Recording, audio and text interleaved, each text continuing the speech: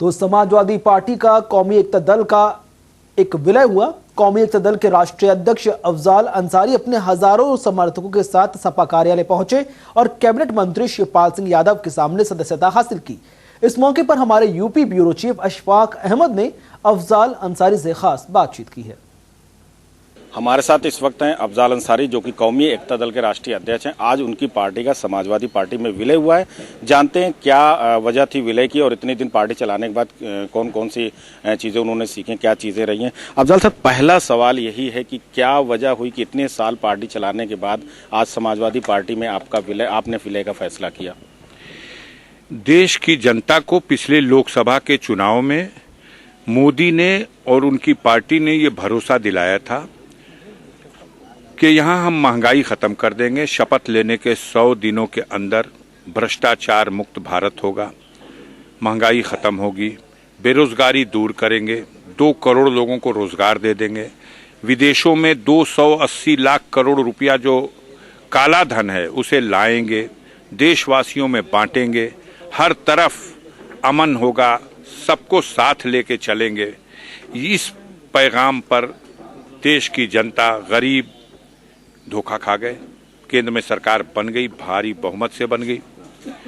अब 2 सालों में वो कुछ कर नहीं सके। जी, या बीजेपी का जो इतिहास रहा है, आप चाहे वो समाजवादी पार्टी हो, चाहे आप जैसे लोग हमेशा जो देश के बारे में बात करते हैं, हमेशा ये आरोप लगाते रहे कि उसका इतिहास फिरका परस्ती का रहा है, झूठ की राजनीति का रहा है। तो 2014 में ये कदम क्यों नहीं उठाया आपने, अभी क्यों उठा रहे हैं?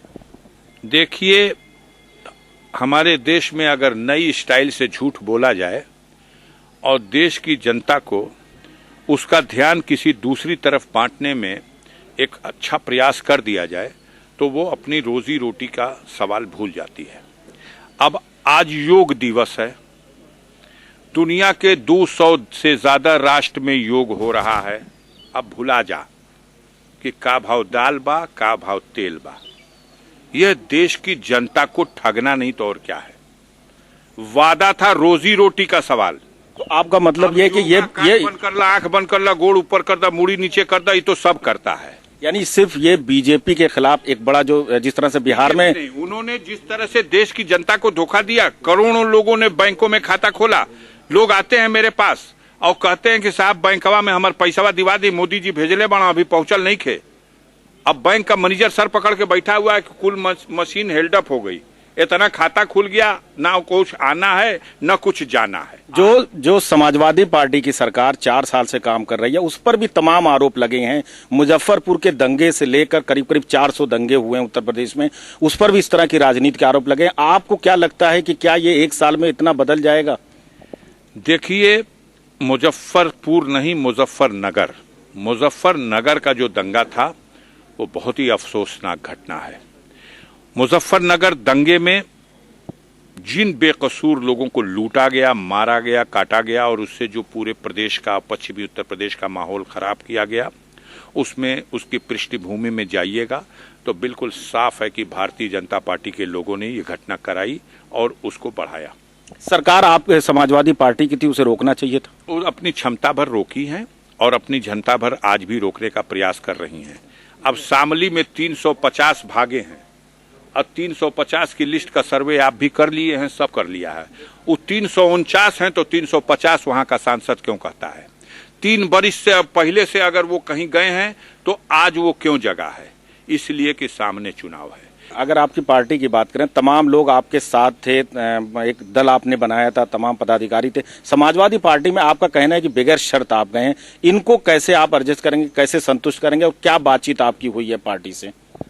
हमने कहा कि हम जहां भी हों बना लेंगे जगह अपने लिए, हमको आता है हुनर दिल में उतर जाने का, हमारे साथियों में काम करने की क्षमता है। सवाल आपसे ये है, जो आपके पार्टी के विधायक मुख्तार अंसारी हैं, उनको पार्टी में शामिल नहीं किया गया, आपको लेकर क्या, उनके लेकर क्या रणनीति आपकी रहेगी? क्या वो करेंगे या वो खुद फैसला करेंगे? मुख्तार अंसारी से बात कर लेंगे, उनको समझा लेंगे, उन्हें कोई तकलीफ नहीं होगी। वो हर दिल अजीज नेता हैं अपने क्षेत्र के।